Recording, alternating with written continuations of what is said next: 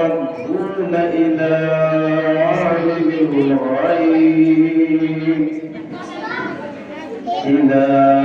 عالم الغيب والشهادة فينبئكم بما كنتم تعملون. يا أيها الذين آمنوا إذا نودي للصلاة من يوم الجمعة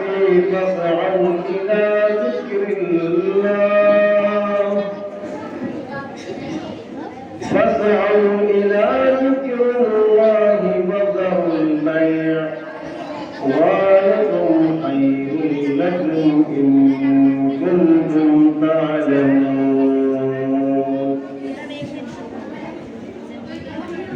فإذا قضيت الصلاة فانتشروا في الأرض وابتغوا من فضل الله واذكروا الله كثيرا لعلكم تفلحون.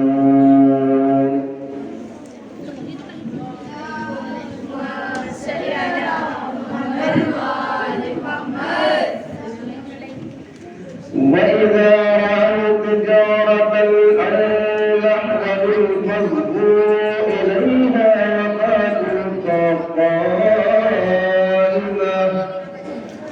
قل ما عند الله خير من اللهو ومن التجارة والله خير الرازقين. صدق الله العلي العظيم. اللهم صل على محمد وآل محمد وعجل فرجه.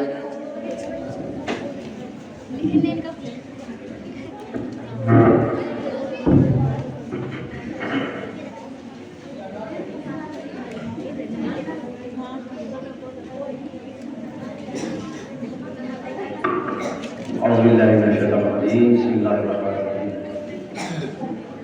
درس کا آغاز باقاعدہ تلاوت قرآن مجید سے ہو چکا ہے.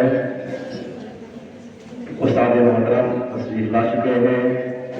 جو ہماری بہنیں مائیں کلاس میں شرکت کرتی ہیں وہ نہیں آ سکی ہیں، وہ کوشش کریں وقت پر پہنچ جائیں تاکہ شروع سے درس سے استفادہ کیا جا سکے. اور یہ جو میڈیا والے ہیں اور اس کام کو انجام دے رہے ہیں، اس بات کو ہم نقل کر رہے ہیں. پہلی بات کہ جو درس اگر سمجھ میں نہیں آ رہا ہو تو گروپ پر جو ہماری ماں بہنیں جن کے پاس موبائل ہیں اور اس کا استعمال کرتے ہیں تو سارے درس کی ویڈیو اس گروپ پہ موجود ہے. اگر کوئی بات سمجھ نہ آئی ہو تو اس کو کھولیں یوٹیوب پہ اور اس سے استفادہ کر سکتے ہیں. انشاءاللہ تمام لوگ آمادہ ہیں درس کے آغاز کے لیے. جو بچے ہمارے آگے بیٹھے ہیں یہ یہاں سے اٹھے ادھر جائیں. بچے سے ادھر جائیں. جہاں بیٹھ کے باتیں کرتے ہیں باتیں نہیں کرتے. بچے اٹھ کے ادھر چلے جائیں.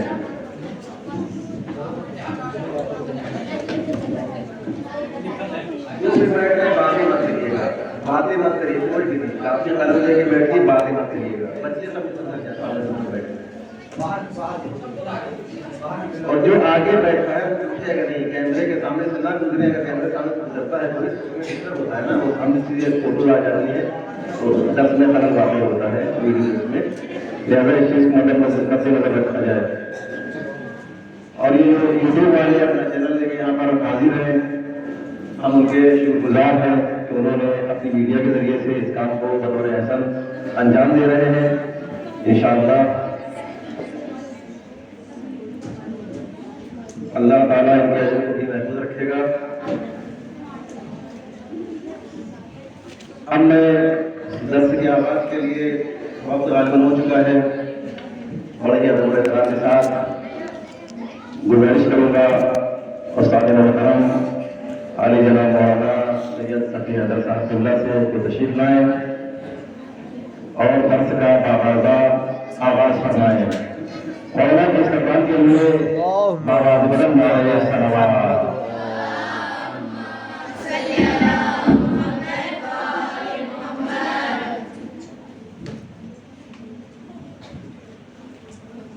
یہ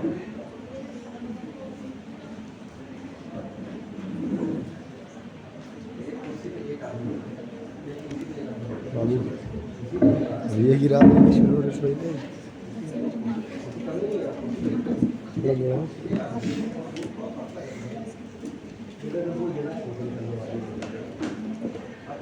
لا حول ولا قوة إلا بالله العلي العظيم. أعوذ بالله من الشيطان الرجيم. بسم الله الرحمن الرحيم. الحمد لله والصلاة على أهلها واللعنة على أهله. أما بعد رب اشرح لي صدري ويسر لي أمري واحلل عقدة من لساني يفقهوا قولي.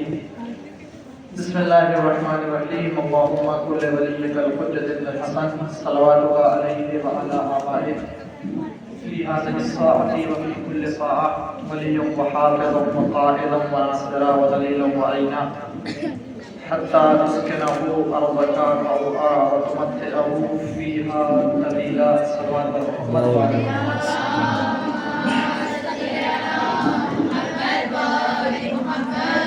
السلام علیکم ورحمۃ اللہ وبرکاتہ. انشاءاللہ امامت کے موضوع پہ آج گفتگو شروع ہوگی، کیونکہ ابھی کچھ لوگ نہیں آئے ہیں، لہذا جب تک وہ حاضر ہو رہے ہیں ایک بار درس اول سے لے کے ابھی تک کا ایک خلاصہ آپ کے سامنے پیش کروں، تاکہ سب سے پہلے تو گفتگو ہوئی ہماری اصل موضوع ہے عقائد، یعنی دستور زندگی جن کی بنا پر ایک مسلمان ایک صاحب ایمان کی زندگی بسر ہوتی ہے، اور ان قواعد کے ذریعے سے، ان عقائد کے ذریعے سے انسان اپنے آپ کو کمال تک پہنچاتا ہے. اس کے بعد دین کے متعلق چند باتیں ہوئی کہ دین کیا ہے، دین کی لغوی اصطلاحی تعریف کیا ہے، دین کے جز یعنی تقسیم دین، اصول دین، فروع دین اور اخلاق. اس کے بعد پھر اسلام کے امتیاز دوسرے ادیان و مذاہب پر، اور پھر اصول دین میں سب سے پہلے توحید کی تعریف، توحید کی ضرورت، اقسام توحید، توحید کے فائدے، صفات ثبوتیہ اور صفات سلبیہ کے متعلق گفتگو ہوئی. پھر دوسرا موضوع عدل الہی، یعنی اللہ عادل ہے تو کیا مطلب، یعنی اللہ بنا مصلحت اور حکمت کے کوئی کام انجام نہیں دیتا، اور اللہ کے عادل ہونے کا مطلب یہ ہے کہ ہر انسان اللہ کی بارگاہ میں برابر ہے، مگر یہ کہ انسان متقی ہو، صاحب تقویٰ ہے، تو اللہ کے یہاں اس کا مرتبہ، اس کا وقار، اس کا اسٹیٹس بڑھ جاتا ہے.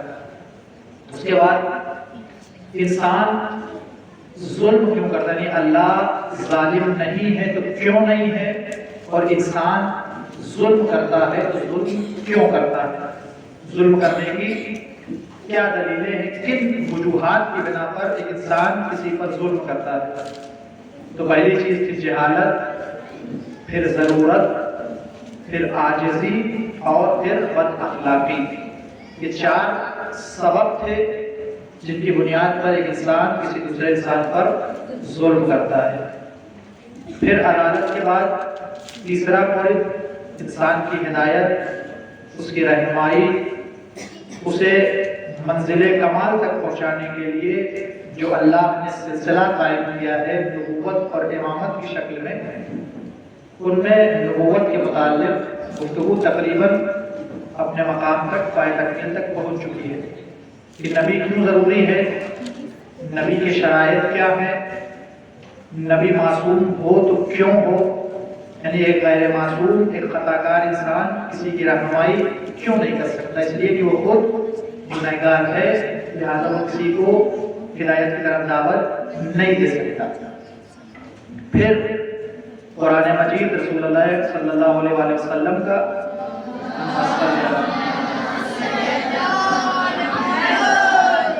रसूल का सबसे बड़ा मुअजिज़ा कुरान मजीद। और एक मौलिद छूट गया कि रसूल को कैसे पहचाने कि ये शख्स जो इद्दा कर रहा है, दावा कर रहा है रिसालत का, ये रसूल है या नहीं है, उसको हम कैसे पहचाने। तो दो चीज़ें थी, एक मुअजिज़ा और दूसरा उससे पहले वाले नबी की पेशेंगोई, यानी उसका बताना कि मेरे बाद फला नबी आने वाला है। पेशेंगोई यानी ये बताना कि मेरे बाद कोई नबी आने वाला है। जैसे जनाब ईसा ने पैगम्बर आज़म इस्लाम के मुताल्लिक़ पेशेंगोई की थी कि मेरे बाद एक नबी आएगा जिसका नाम अहमद होगा। अब क्योंकि कुरान मजीद के मुताल्लिक़ गुफ्तगू हुई कि कुरान पैगम्बर का सबसे बड़ा मुअजिज़ा है, तो कुरान मुअजिज़ा है तो क्यों है, इस सिलसिले में गुफ्तगू शुरू हो। एक मरतबा सूरह हमद और 3 मरतबा सूरह इखलास की तिलावत फरमा के मौलाना सना अब्बास ज़री तबसरा की रूह को साथ करें।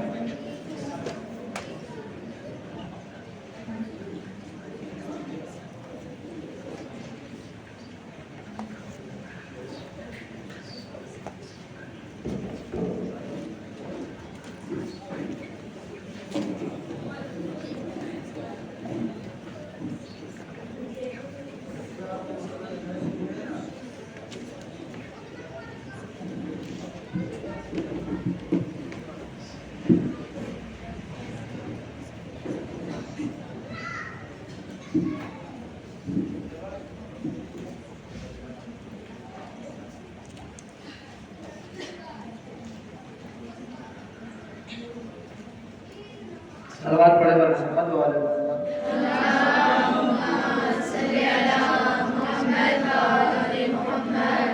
कुरान पैगम्बर इस्लाम का सबसे बड़ा मुअजिज़ा है।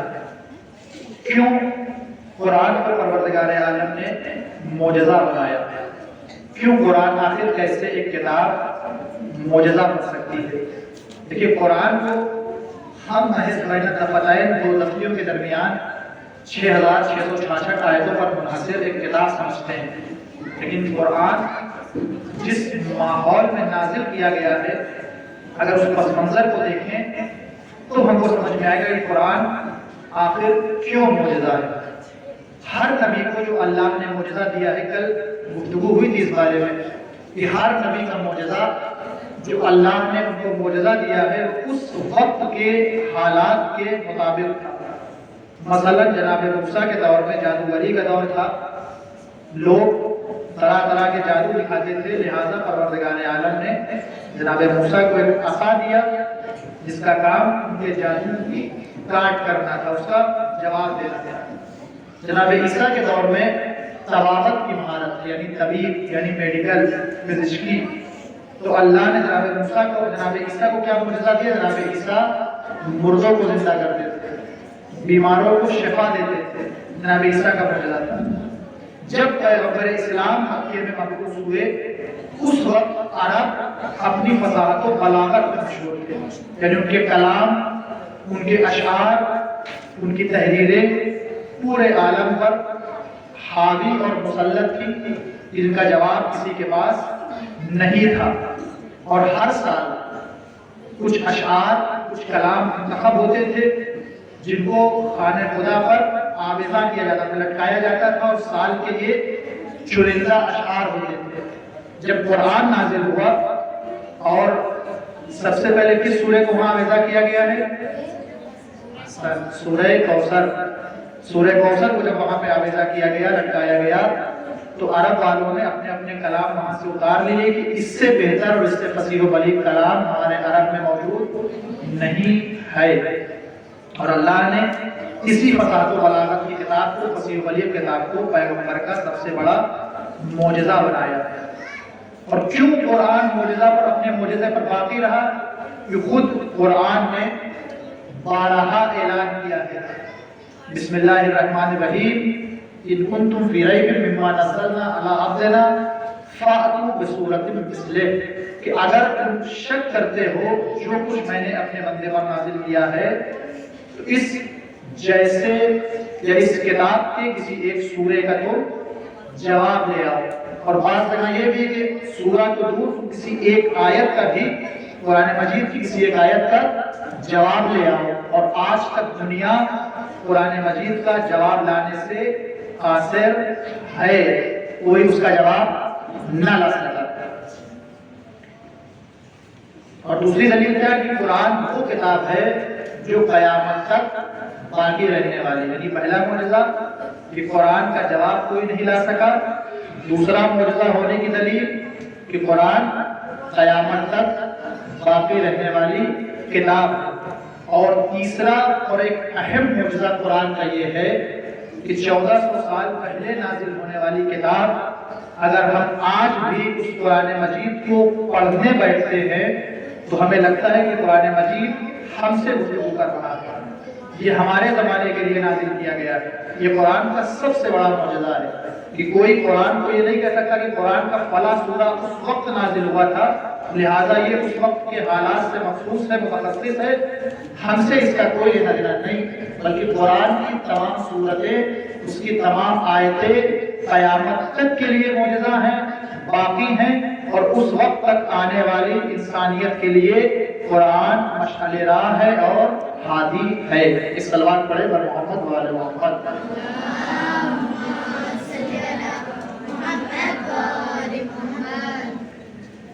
جب پیغمبر اسلام نے قرآن مجید کی تعلیم دینا شروع کیا، دیکھیے کیسے جب انسان تبلیغ کی راہ میں اترتا ہے تو کس طرح سے اس کے لیے مشکلات پیدا کیے جاتے ہیں.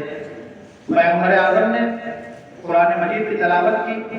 قرآن نے چیلنج کیا کہ کوئی ہے جو میرے سورے کا، میری آیت کا جواب لا سکے. ایک شخص ہے تاریخ، اس کا نام ہے ولید ابن مغیرہ. ولید ابن مغیرہ، واو لام یہ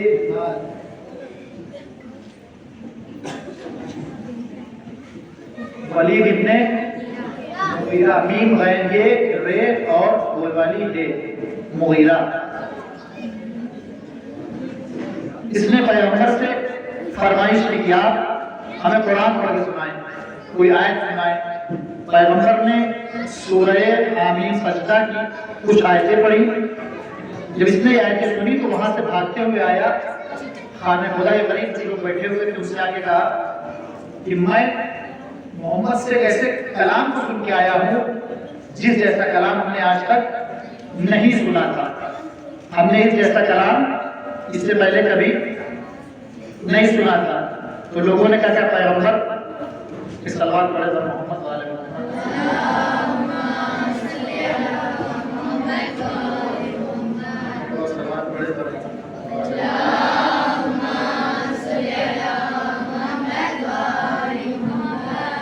جب اس نے پیغمبر سے کلام سنا تو لوگوں کے پاس آ کے کہا کہ میں نے آج ایک ایسا کلام سنا ہے کہ جس کے جیسا کلام ہم نے آج سے پہلے نہیں سنا تھا. اس کلام کی ایک عجیب حلاوت، اس میں ایک عجیب مٹھاس پائی جاتی ہے. یہ اپنی طرف جذب کرنے والا قرآن ہے. جب انہوں نے سنا تو کہا اس کو کیا ہو گیا؟ پیغمبر کا سب سے بڑا مخالف تھا. یہ پیغمبر کے حق میں کیوں بات کر رہا ہے؟ پیغمبر کے فیور میں کیوں بات کر رہا ہے؟ تو انہوں نے کہا کہ تم کیا محمد کے گرویدہ ہو؟ اس نے کہا نہیں، بلکہ میں نے، تم لوگ سوچتے تھے کہ محمد دیوانے ہیں، معاذ اللہ نعوذ باللہ ان کا دماغ خراب ہے، لیکن ایسا نہیں ہے. پھر پیغمبر محمد ایک بہت بڑے جادوگر ہیں اور جو بھی ان کے اس کلام کو سنتا ہے وہ ان کا گرویدہ ہو جاتا ہے، وہ ان کی طرف مائل ہو جاتا ہے. یعنی قرآن مجید کا ایک عجب اعجاز یہ ہے کہ اگر دشمن بھی قرآن مجید کی تلاوت کو سنتے ہیں تو بھی قرآن مجید کی طرف کھنچے ہوئے چلے آتے ہیں. اور جو پیغمبر کو ساحر اور جادوگر کہا گیا ہے اس کی اصل علت کیا ہے؟ کس نے پیغمبر کو سب سے پہلے جادوگر کہا ہے؟ سب سے پہلے پیغمبر کو جادوگر کس نے کہا ہے؟ ولید ابن مغیرہ.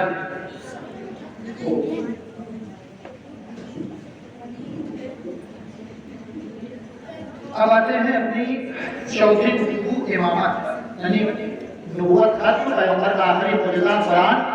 اب رسالت کا اختتام، اور رسالت نے اس عہدے کو امامت میں تبدیل کیا. یعنی امامت کے حوالے ہدایت کی ذمہ داری کی گئی، جس کی وجہ سے ہم کہتے ہیں کہ امامت استمرار نبوت، یعنی جہاں پر نبوت ختم ہوتی ہے वहीं से इमामत की इब्तिदा होती है। वो कौन सी जगह है जहाँ पर नबूवत ने इमामत के हवाले ज़िमा में हिदायत की है, यानी हिदायत की बागडोर नबूवत से इमामत के हवाले की गई, वो कौन सा मकाम है?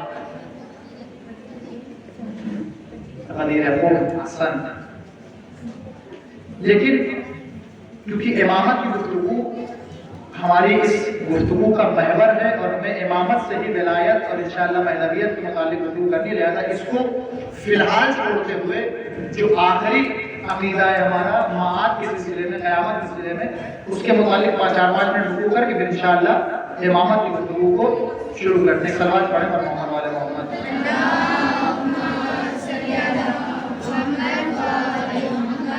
पांचवी असल क्या है उसूल दीन में? क़यामत या माआद, मीम ऐन अलिफ और दाल, माआद। माआद यानी क़यामत के दिन तमाम इंसानों को, लिख लीजिए, क़यामत के दिन तमाम इंसानों को उनके आमाल के एतबार से, क़यामत के दिन तमाम इंसानों को उनके आमाल के एतबार से जज़ा और सज़ा देने के लिए, आमाल के लिहाज से या एतबार से जज़ा और सज़ा देने के लिए दोबारा जिंदा किया जाएगा। और इस सिलसिले को माआद कहते हैं, यानी पलटाना।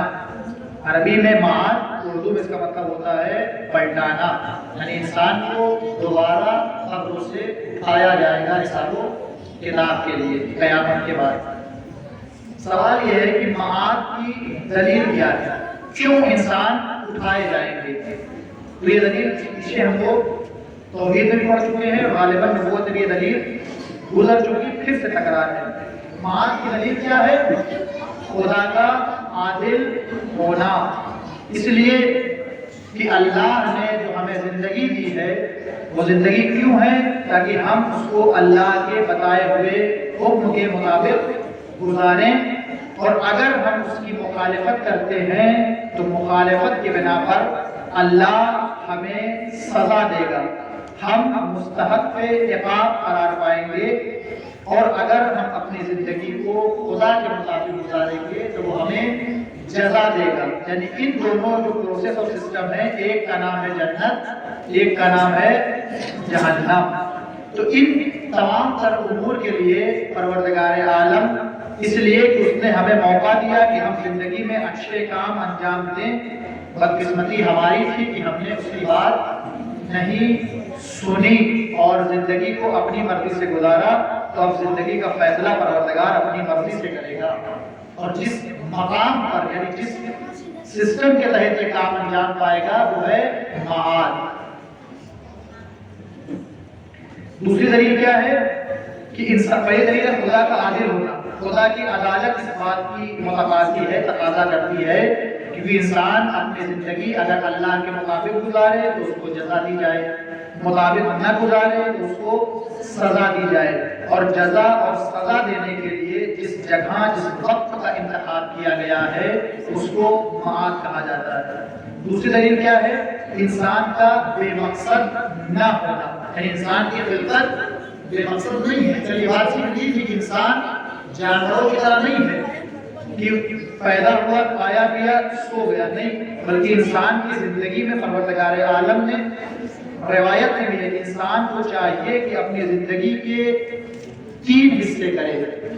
एक हिस्सा अल्लाह के लिए, एक हिस्सा अपनी ज़रूरियात के लिए, और तीसरा हिस्सा अपने अहलो आयाल और अपने खानवादे के लिए। ये है इंसान की ज़िंदगी का मकसद और इंसान की ज़िंदगी का हदफ। और जब अल्लाह ने ये हुक्म दिया है और इंसान की ज़िंदगी बामकसद है, तो फिर जिसने अपनी ज़िंदगी को बामकसद गुजारा है उसको कोई न कोई इनाम तो मिलना चाहिए। और इंसान की ज़िंदगी का बामकसद होना इस बात की दलालत करता है कि माआद का इंसान को जज़ा देने के लिए होना बहुत ज़रूरी है।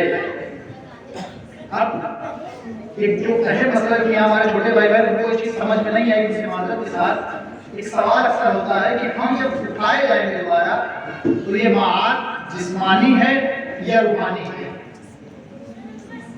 معاد ہماری جسمانی ہے، ہمارا جسم اٹھے گا اس سے حساب کتاب ہوگا، یہ سارا حساب کتاب ہماری روح سے ہوگا۔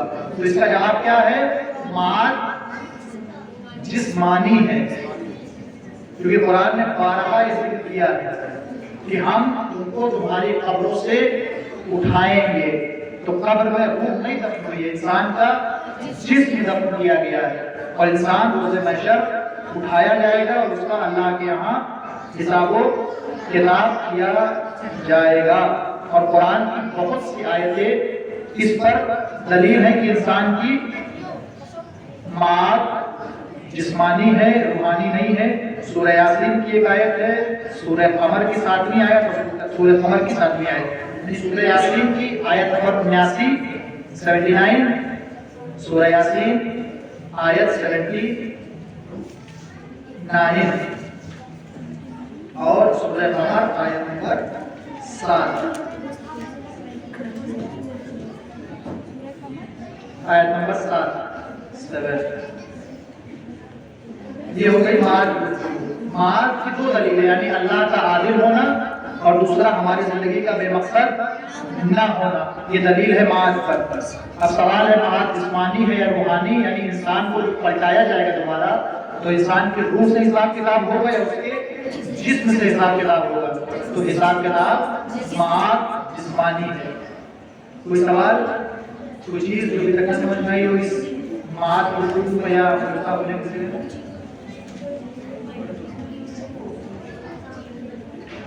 اب آتے ہیں واپس چوتھی اصل امامت کے اوپر، امامت اور امامت کی ضرورت۔ جس طرح اصول دین میں ہمیں توحید، عدالت، نبوت اور قیامت کو ماننا ہے، اسی طرح ایک اصل ہے امامت۔ ذکر کر چکا ہوں پہلے بھی کہ امامت اصول دین میں نہیں بلکہ اصول مذہب میں ہے، اور اس میں جتنے بھی فرقے مسلمانوں کے درمیان پائے جاتے ہیں اختلافات بہت سے امامت کے موضوع پہ۔ کچھ امام کا انتخاب مانتے ہیں، کچھ امام کو انتخاب مانتے ہیں کہ پیغمبر جس طرح سے پیغمبر اللہ کی جانب سے بنائے گئے ہیں اسی طرح پیغمبر کو حق ہے کہ وہ اپنے بعد کسی کو امام یا رہنما معین کرے۔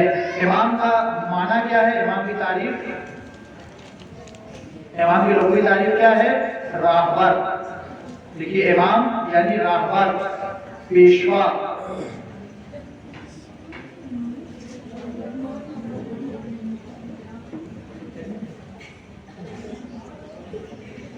امام یعنی راہبر یعنی پیشوا۔ اور اسلام میں امام کی تعریف کیا ہے؟ شیعوں کے عقائد کے لحاظ سے نبی کے بعد، شیعوں کے عقائد کے لحاظ سے نبی کے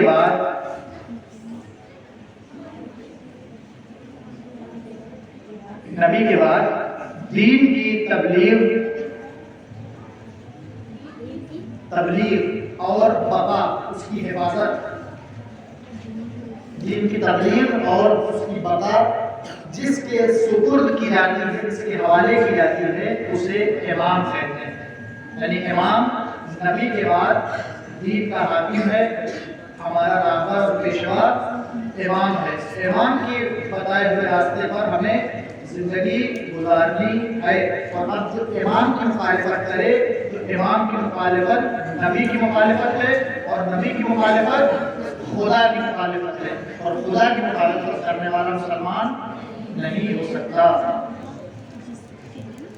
اب تعریف کی سب نے امام کی لغوی و اصطلاحی، لغوی تعریف پیشوا، راہبر، اصطلاحی تعریف شیعوں کے عقائد کی بنیاد پر نبی کے بعد دین کی تبلیغ اور بقا اور حفاظت کی ذمہ داری جس کے سپرد کی جاتی ہے، جس کے حوالے کی جاتی ہے، اس کو امام کہتے ہیں۔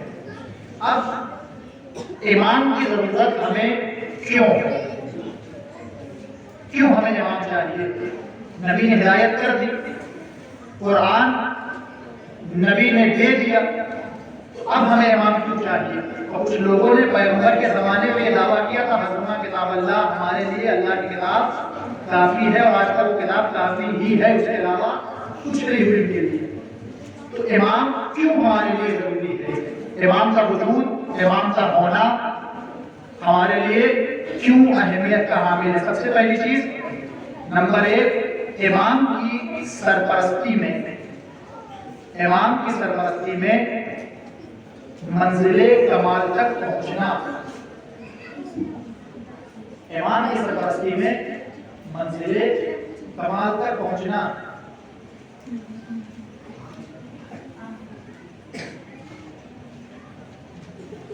اللہ نے انسان کو لکھنا نہیں، اللہ نے، دیکھیے ایک چیز پہلے واضح کرتے ہیں کہ اگر کوئی چیز آپ سے لکھنے سے چھوٹ جائے اور نہ لکھ پائے تو الحمدللہ دو چینل پہ یہ پروگرام ریکارڈ ہو کے بعد میں یوٹیوب پہ اپلوڈ ہوتا ہے۔ تھوڑا سا وقت نکال کے اگر آپ لوگ امتحان سے پہلے ایک بار اس چیز کو دیکھ لیں تو آپ کے لیے آپ کی تیاری بھی ہو جائے گی، اور جو آپ نے نہیں لکھا ہے وہ بھی آپ لکھ لیں گے۔ صلوات پڑھے بر محمد والے محمد۔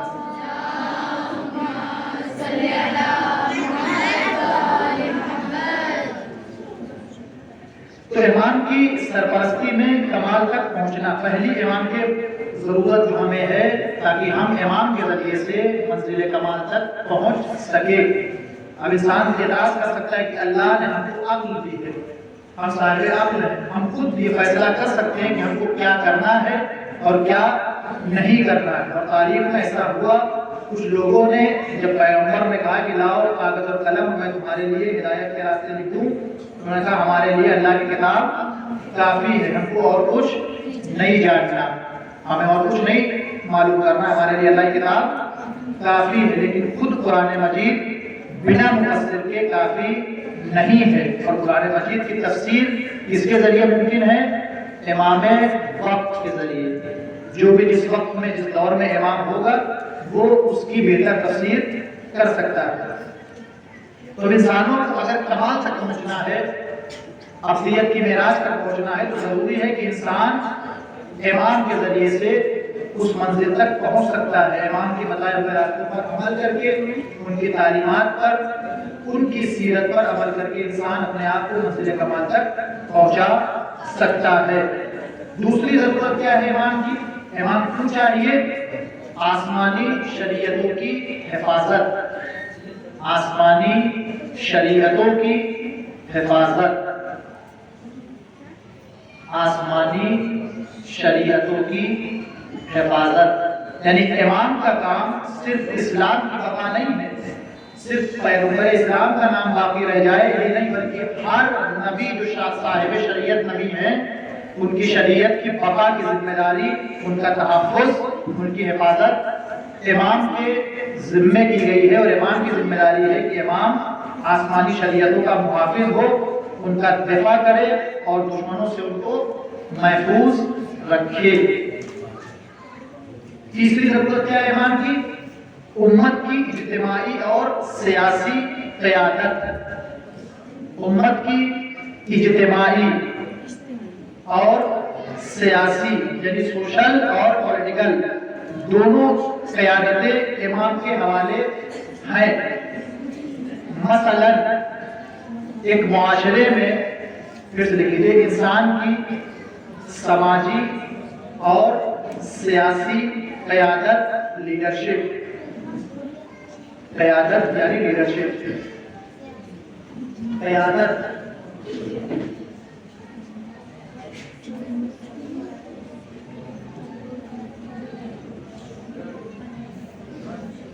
اور یہ انسان کی فطرت ہے کہ انسان کیونکہ ایک اجتماعی مخلوق ہے، معاشرے میں رہتا ہے، سوشل ہے، سماجی ہے، تو وہ اپنی زندگی کو کسی نہ کسی کی لیڈرشپ میں، کسی نہ کسی کی قیادت میں گزارتا ہے۔ جس طرح کا ماحول ہوتا ہے ویسے قیادت اور لیڈرشپ ہوتی ہے۔ چھوٹا سا گاؤں ہے تو پردھان کی لیڈرشپ میں، اس سے اور اوپر بڑھے تو ایم ایل اے اور ایم پی کی لیڈرشپ میں، اور اوپر گئے تو چیف منسٹر، اس سے اوپر گئے تو پرائم منسٹر، اس سے اوپر گئے تو پریزیڈنٹ۔ یعنی ہر انسان فطرتاً نیچرل اپنے آپ کو کسی کی قیادت میں پاتا ہے تاکہ وہ اس کی قیادت میں بآسانی زندگی گزار سکے۔ اسی طرح امام کو بھی یہ حق حاصل ہے کہ امام ہمارے اجتماعی یعنی سوشل جو ہماری گیدرنگز اور ہمارے اجتماع ہیں ان کے فیصلے، اور جو ہماری سیاسی ضرورتیں ہیں ان کا حل امام کے ذریعے سے کیا جائے. یہ ہوئی تین چیزیں. چوتھی چیز کیا ہے امامت کی ضرورت؟ اتمام حجت. اتمام حجت، حجت کا تمام کر دینا.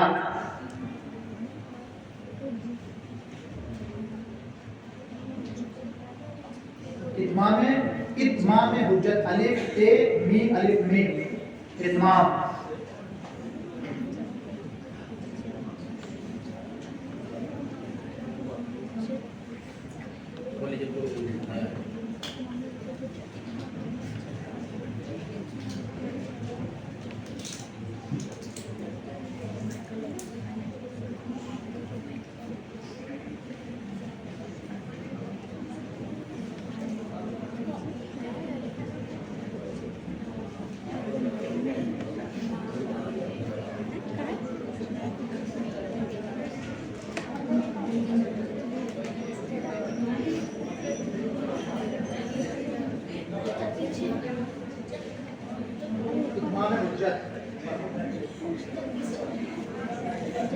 اتمام حجت یعنی چوتھی ضرورت کیا ہے؟ اتمام حجت. چار ضرورتیں امام کی سرپرستی میں کمال تک پہنچنا. دوسرا آسمانی شریعتوں کی حفاظت. تیسرا امت کی اجتماعی اور سیاسی قیادت. اور چوتھا اتمام حجت. اتمام حجت یعنی دنیا میں بہت سے ایسے لوگ ہیں جن کی مجبوری ہے، عادت ہے یا فکر ہے کہ وہ کسی کی بات سننا یا سمجھنا نہیں چاہتے، اور اس کے بعد روز محشر وہ اس بات کا اعلان کر سکتے ہیں کہ پروردگار صلوات پڑھے بندے ہمارے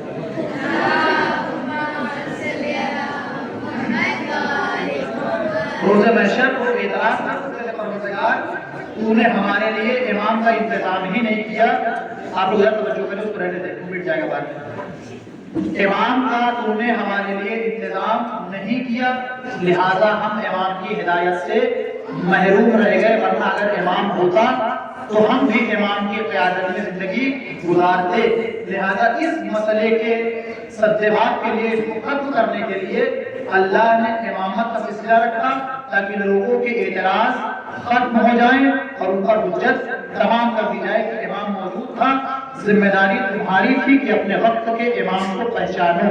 اور روایت بھی ہے کہ من مات ولم یعرف امام زمانہ مات میتۃ جاہلیہ، کہ اگر کوئی شخص اپنے وقت کے امام کو پہچانے بغیر مر جائے تو اس کی موت یعنی جاہلیت سے مراد جاہلیت یعنی اسلام سے پہلے یعنی کو حسن. یہ ہو گئی امام کی ضرورت. امام کی ضرورت. اب امام کے صفات کیا ہے؟ امام میں کیا کوالٹی ہونی چاہیے جس کو ہم امام مانیں؟ امام کی کیا کوالٹی، کیا صفات ہے امام کی؟ سب سے پہلی صفت جو امام کی کیا ہے؟ امام معصوم ہونا چاہیے. عصمت کے درجے پر امام فائز ہو. امام معصوم ہے.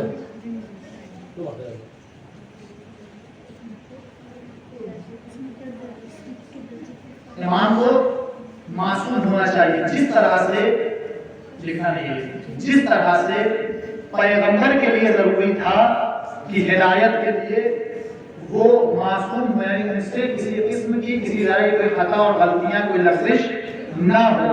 کیوں؟ اس لیے کہ جو خود گنہگار ہو، جو خود خطا کار ہو، وہ کسی کو راہ راست کی تبلیغ اور ہدایت کرنے کا حق نہیں رکھتا. بے نمازی کسی کو نماز پڑھنے کے لیے کہے اس کا مذاق بنے گا، اس کی بات پر کوئی عمل نہیں کرے گا. ماہ رمضان میں خود کھڑے ہو کر دن میں کھانا کھانے والا یا کام دوسرے انجام دینے والا کسی سے کہے کہ روزہ رکھ لیجئے، اس کی بات پر کوئی عمل نہیں کرے گا. اسی طرح سے اگر امام خود غلطیاں کرے، قائد لیڈر رہبر اگر خود غلطی کرے تو پھر لوگ اس کی بات نہیں مانیں گے. لہذا امام کا ہر غلطی سے پاک ہونا ضروری ہے. اب دیکھیے یہاں پر ایک فکر وجود میں آتی ہے کہ امام معصوم ہے، اس کا یہ مطلب ہے کہ امام گناہ کر نہیں سکتے. ایسا نہیں ہے. ایسا نہیں کہ امام گناہ کر نہیں سکتے. اگر امام گناہ نہ کر سکتے ہوتے تو اس میں امام کا امتیاز کیا ہے؟ جس طرح کے فرشتوں کو اللہ نے صرف اپنی عبادت کے لیے رکھا ہے، نہ انہیں بھوک لگتی ہے نہ پیاس لگتی ہے، دوسری ضرورتیں ہوتی ہیں، وہ فرشتوں کا کام ہے صرف عبادت کرنا۔ لیکن امام کے ساتھ کیا ہے؟ ایسا نہیں کہ امام کو اللہ نے صلاحیت دی کہ امام گناہ کرے، نہیں، کر سکتے ہیں، لیکن وہ اس کی برائی کو اس قدر جانتے ہیں کہ وہ گناہ میں نہیں پڑتے۔ مثلا اللہ نے ہمیں عقل دی ہے، ہمارے سامنے اگر نالی کا پانی بہ رہا ہو، کوئی ہے ہم میں سے جو اٹھا کے اس کو پیے گا؟ کیوں؟ نہیں، ہنسنے کی بات نہیں، کیوں؟ اس لیے کہ ہم جانتے ہیں کہ یہ پانی گندا ہے، یہ پانی نجس ہے، ہم پیے کہ ہمارا نقصان ہوگا۔ اسی طرح امام جھوٹ کی برائیوں سے واقف ہے، غیبت کی برائیوں سے، اس کے نقصانات سے واقف ہے، امام چوری کے نقصانات، اس کی برائیوں سے واقف ہے، لہذا وہ کوئی کام انجام نہیں دے سکتا یا نہیں دیتا ہے جو انسان کو اللہ کی بارگاہ سے دور کر دے۔ لیکن اس کا یہ مطلب نہیں کہ امام انجام نہیں دے سکتا، دے سکتا ہے، لیکن کیونکہ اس کا اللہ پر اعتبار مضبوط ہے لہذا وہ انجام نہیں دیتا۔ اب دوسری دلیل، دوسری صفت کیا ہے امام کی؟ امام کے پاس بے پناہ علم ہونا چاہیے، امام عالم ہونا چاہیے، بلکہ عالم ہونا چاہیے، سب سے زیادہ جاننے والا۔ امام عالم ہونا چاہیے، پہلی شرط امام معصوم ہو، دوسری شرط کیا ہے؟ امام عالم۔ کیوں؟ اس لیے کہ لوگ، معاشرہ، سوسائٹی، سماج امام سے مسئلے دریافت کرتے ہیں، ان سے اپنی زندگی کے حل پوچھتے ہیں، ہر مسئلے میں ان کی نگاہ اپنے امام پر ٹکی ہوتی ہے۔ تو جس کے پاس خود علم نہیں ہوگا وہ دوسروں کو علم کہاں سے دے گا؟ جس کو خود نہیں پتا وہ دوسروں کو کیا بتائے کہ یہ چیز صحیح ہے غلط؟ لہذا دوسروں کو سکھانے کے لیے پہلے خود کا سیکھنا اور جاننا بہت ضروری ہے، ورنہ بنا سیکھے اگر ہم کسی کو سکھانے گئے تو اپنا دین مذہب خراب کریں گے، دوسرے کو کہاں پہنچائیں گے؟ یہ خود ہو جانتا ہے، یہ اس کا پروردگار جانتا ہے۔ لہذا امام کا عالم ہونا بہت ضروری ہے۔ تیسری شرط امام شجاع ہونا چاہیے، امام بہادر ہونا چاہیے۔ امام شجاع ہو یعنی امام جس سوسائٹی، جس سماج، جس معاشرے میں ہو اس میں شجاع ترین شخص ہو، اس لیے کہ اگر کوئی دین، مذہب، شریعت کے خلاف آواز اٹھائے تو امام کے اندر اتنی قوت ہونی چاہیے کہ امام ان کا مقابلہ کر سکے۔ یہ نہ ہو کہ دشمن پکارے اور امام بھاگ کے بعد میں گئے کہ ہمارا گھوڑا ہم کو لے کے چلا گیا تھا، ہم جانا نہیں چاہتے تھے۔ تو امام کو شجاع ہونا چاہیے کہ امام چاہے عقیدتی مسئلہ ہو یا جنگ کا مسئلہ ہو، امام میدان میں رک کے دین کا دفاع کرنے کی قوت رکھتا ہو، تبھی وہ امام کہلانے کے لائق ہے، ورنہ وہ امام نہیں ہے۔ چوتھی شرط کیا ہے؟ زہد اور تقویٰ۔ زہد، زید، ہے، دال۔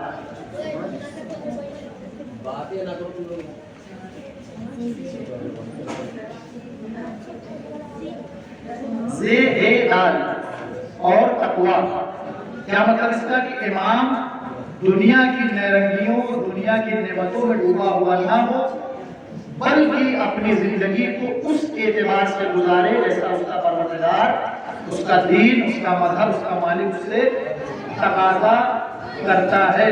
امام کی فکر یہ نہیں ہونا چاہیے مثلا کہ ہمارے پاس اس دور کا سب سے اپڈیٹڈ فون ہو، سب سے بہترین گاڑی ہو، سب سے بڑا گھر ہمارا ہو، نہیں، بلکہ جس چیز میں امام کی ضرورت پوری ہوتی ہو بس وہ امام کے لیے ضروری ہے۔ اور آیت بھی ہے، روایت بھی ہے کہ امام ہر طرح کے دکھاوے اور شو آف سے پاک و پاکیزہ ہوتا ہے۔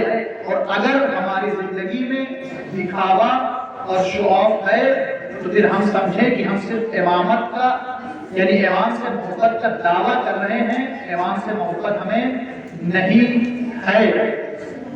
اس صلوات پڑھیں۔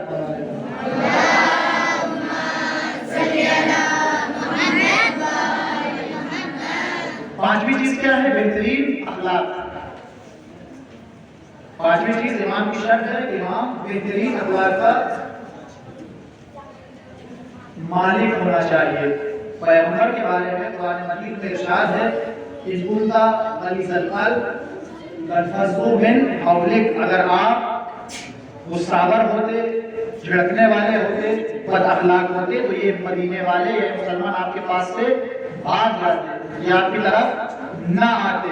पैगंबर का अखलाक था जिसने लोगों को धीरे धीरे इस्लाम की तरफ माइल किया। और क्योंकि इमाम पैगंबर का जानशीन होता है, लिहाजा इमाम की भी एक शर्त है कि इमाम बाअखलाक होना चाहिए। उसे पता होना चाहिए कि किसे किससे कब कहाँ कैसे गुफ्तगू करनी है। मशहूर वाक़या है इमाम हसन इमाम हुसैन के लिए कि किसी को गलत वुज़ू करते हुए देखा था, तो हमारी तरह ये नहीं कहा उठो निकलो यहाँ से, ये जाओ सही करो, नहीं, बल्कि इमाम ने सही वुज़ू करके बताया कि देखो वुज़ू ऐसे किया जाता है। तो फिर जिनको ये दावा है कि हम इमाम के चाहने वाले हैं या इमाम की सीरत पर अमल करने वाले हैं, तो कम से कम हमको बाअखलाक होना चाहिए और पता होना चाहिए कि अपने बड़ों से हमको कैसे बात करनी है और अपने छोटों से हमें किस तरह का बर्ताव करना है।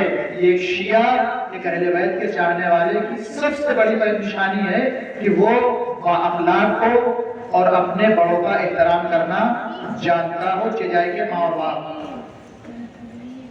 आखिरी चीज जो शर्त है इमाम की, इमाम खुदा की तरफ से होना चाहिए, मखसूस मिनल्लाह होना चाहिए। इमाम को अल्लाह की जानिब से होना चाहिए। इमाम वो होगा जिसको अल्लाह की तरफ से ये अथॉरिटी, ये हक हासिल हो कि वो लोगों का इमाम बन सके। वरना अगर इलेक्शन से किसी को इमाम बनाया जाए तो उन वोट देने वालों का इमाम है, उम्मत का इमाम नहीं है। हमारा अकीदा ये है कि इमाम का इंतखाब नहीं होता, बल्कि इमाम को पैगंबर मंसूब करते हैं। और पैगंबर ने फरमाया था मेरे बाद 12 इमाम होंगे और सब के सब कुरैश से होंगे। पैगंबर ने नाम के साथ बयान कर दिया था कि कौन कौन इमाम होगा। हमारे मजहब में इमाम के लिए पर्ची डाल के या वोट करके इमाम का इंतखाब नहीं होता है। इमाम की शर्त है कि इमाम अल्लाह की तरफ से हो। 6 शर्तें इमाम की। पहली शर्त मासूम हो, लिख चुके हैं आप लोग। पहली शर्त मासूम हो, दूसरी शर्त बेपनाह इल्म का मालिक हो, तीसरी शर्त शुजा और बहादुर हो, तीसरा साहिब तकवा हो, ज़ुहद पाया जाता हो, पांचवा बेहतरीन अखलाक का हामिल हो और छठा इमाम खुदा की तरफ से हो। एक सलवात पढ़े बर मोहम्मद वाले मोहम्मद।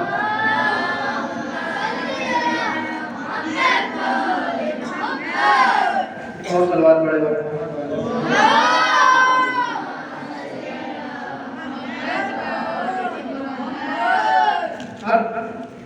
क्योंकि वक्त भी तमाम हो चुका है और इंशाअल्लाह कल शायद आखिरी जलसा हो इस क्लास के सिलसिले का, और 2 मौजूद रह गए हैं, एक है विलायत, एक है महदवियत, और दोनों 35 मिनट में मुकम्मल नहीं हो सकते।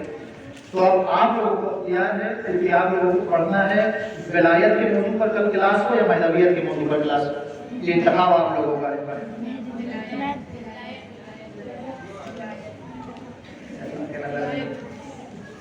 अक्सरियत किस तरफ, विलायत या महदवियत? विलायत क्या है?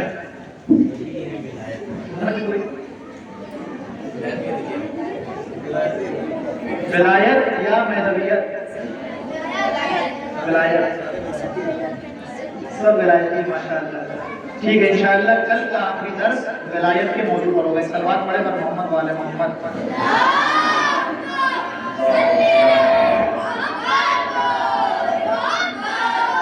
कोई सवाल मात या इमामत के मुताल्लिक़, या कोई बात आपके जहन में हो और सिलसिले में जो यहाँ ना बयान की गई हो?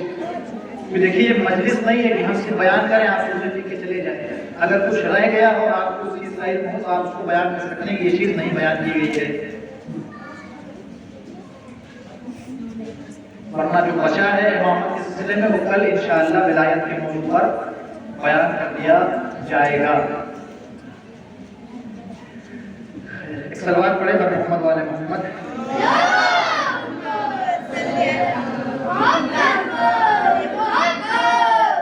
حسب دستور قدیم حسب ثابت سوال و جواب کا سلسلہ. کل کا موضوع تھا ہمارا نبی نبوت، نبی کی شناخت، نبی کا معصوم ہونا، نبی کو پہچاننے کے راستے.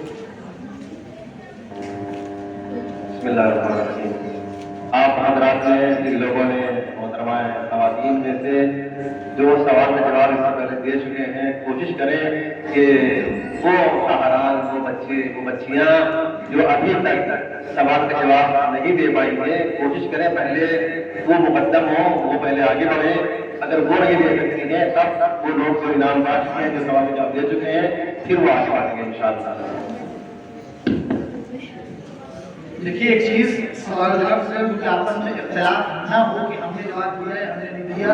ایک چیز کا ہمیں بھی یقین حسن ظن ہے کہ آپ سب کو ان سوالات کے جواب پتہ ہیں. یہ وہ چیزیں ہیں جو ہم کو بچپن سے سکھائی گئی ہیں. بہت سے لوگ جواب اس لیے دیتے کہ وہ جواب دینا نہیں چاہتے، اور کچھ جواب کسی نہیں دے کہ وہ دوسروں کو موقع دینا چاہتے کہ دوسرے اس بات کا جواب دے لیں، ہم جواب نہ دیں. لیکن اس چیز کا ہم کو اطمینان اور یقین ہے کہ آپ سب کو الحمدللہ جوابات پتہ ہے اور آپ مجھ سے بہتر جانتے ہیں اس سلسلوں میں. اب کوئی آمادہ ہے آپ انتخاب کریں.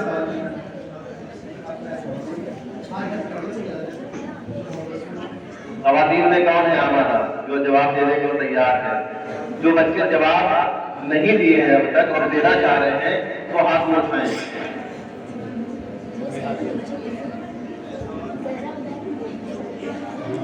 آپ نے سوال کا جواب تک دیا ہے؟ نہیں دیا ہے.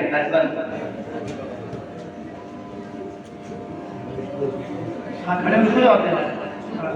خدا ظلم نہیں کرتا، کیا دلیل ہے اس کی؟ خدا ظالم نہیں ہے، خدا ظالم نہیں ہے. اس کی کچھ دلیلیں تھی.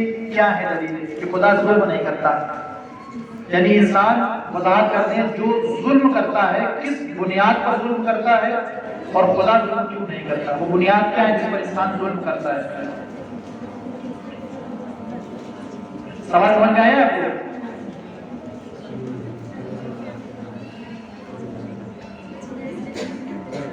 خدا آدمی اس لیے وہ ظلم نہیں کرتا ہے. یہ تو ہم نے خود کہا ہے کہ خدا آدمی سے ظلم نہیں کرتا. کیوں نہیں کرتا؟ جو بھی ظلم کرتا ہے وہ ظلم کس بنیاد پر کرتا ہے اور خدا ظلم کیوں نہیں کرتا؟ یہ خدا آدمی ظلم نہیں کرتا. جو ظلم کرتا ہے اس کی بنیاد کیا ہے؟ جس کو ضرورت، آسان ایک جہالت، ضرورت، بداخلاقی، عاجزی اور بداخلاقی. کسی ایک کے بارے میں بتا سکتے ہیں؟ عاجزی ہے. ضرورت یعنی جب جس کو کسی چیز کی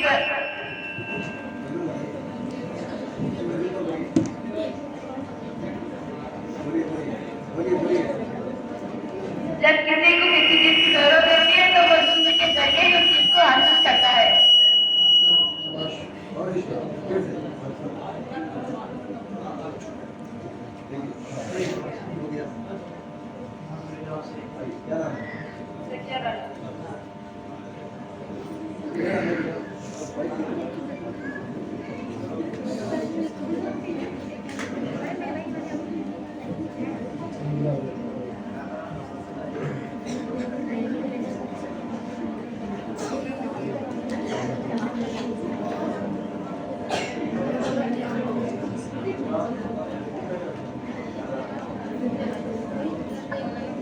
ماشاءاللہ تقیہ والوں نے آج سوال کے جواب پہلی بار دیے ہیں.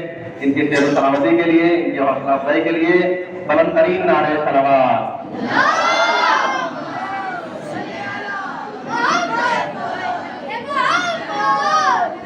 صلوات پڑھتی رہے آپ کو. اللہم صل علی محمد وعجل فرجہم.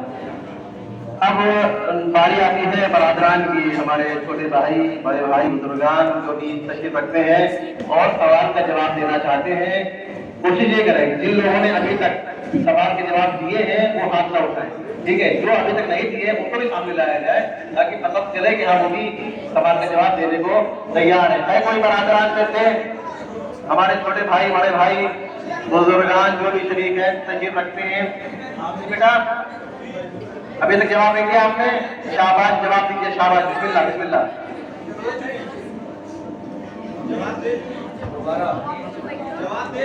نہیں، جنہوں نے جواب نہیں دیا اور کوئی ہے؟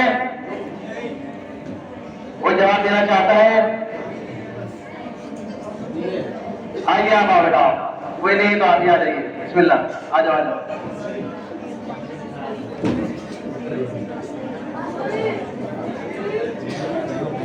سوال یہ ہے کہ خدا نے نبی کیوں بھیجے؟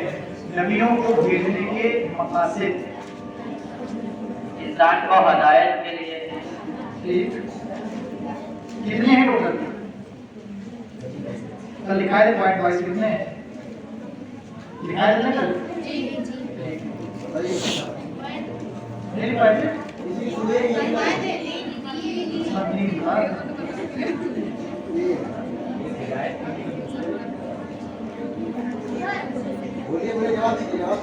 اور ہم انسان کمال کر سکیں۔ اور تیسرا پہلا ہدایت کے لیے، دوسرا کمال سے پہنچنے کے لیے، تیسرا جواب دے اس کے بعد دیکھ لیا کیا فائدہ؟ آپ نے جواب دیا تھا؟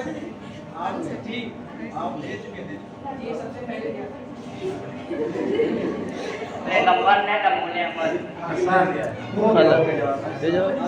آؤ، آ جائے۔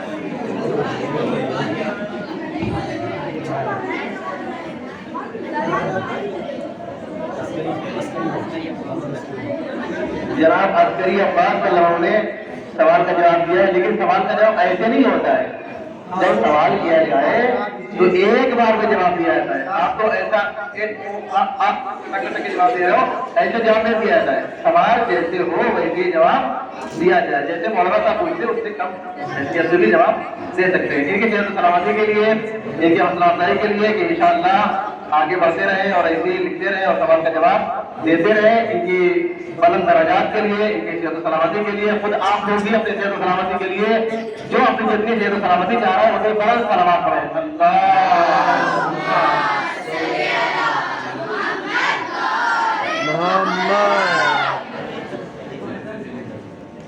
میں استاد محترم جناب شفیع حیدر صاحب سے درخواست کروں گا کہ اس جناب کو اپنے دست مبارک سے رئیس الجمہور کو نوازیں۔ اللہم صلی علی محمد وآل محمد وعجل فرجهم۔ جزاک اللہ خیر، احسنتم طیب اللہ۔ بہت اچھی بات ہے، انشاءاللہ ایسے ہی آپ لوگ جلسے درس میں آتے رہے اور سوالات لکھتے رہے، اور یہ جو سوال درس دیا گیا ہے تو آپ نے لکھا ہے، اس کو صرف رمضان تک محدود نہ رکھیے گا، اس کا مطالعہ کرتے رہیے گا وقتی طور پر، ایک دن نہیں، دو دن نہیں، ایک ہفتہ نہیں، 15 دن نہیں، ایک مہینے میں اس کو پڑھتے رہیے گا۔ جتنا پڑھتے رہیں گے اتنا نالج میں اضافہ ہوتا رہے گا۔ اب آخر میں ہم ان تمام چینل والوں کا شکریہ ادا کرتے ہیں اور منتظمین کا تہ دل سے شکریہ ادا کرتے ہیں کہ جنہوں نے اس کام کو آگے بڑھانے میں ہمارے آگے رہے، اور خواتین صرف علماء عالمپور نہیں ہیں، معلمات عالمپور بھی اس میں شامل ہیں، ان کا بھی تہ دل سے شکریہ ادا کرتے ہیں کہ وہ اس درس کے برگزار کرنے میں، درس کو پڑھانے میں قدم بقدم آگے رہے ہیں، اور ان کی صحت و سلامتی کے لیے، چینل والوں کی صحت و سلامتی کے لیے خصوصاً اور منتظمین جو یہاں پر حاضر ہیں، جو رشتہ بناتے ہیں، حاضر لگاتے ہیں اور انعام کے ذریعے سے اپنے نوازتے ہیں، خصوصاً استاد محترم مولانا شفیع حیدر صاحب کے صحت و سلامتی کے لیے اور سب کی صحت و سلامتی کے لیے ایک آواز کریں، نعرہ صلوات۔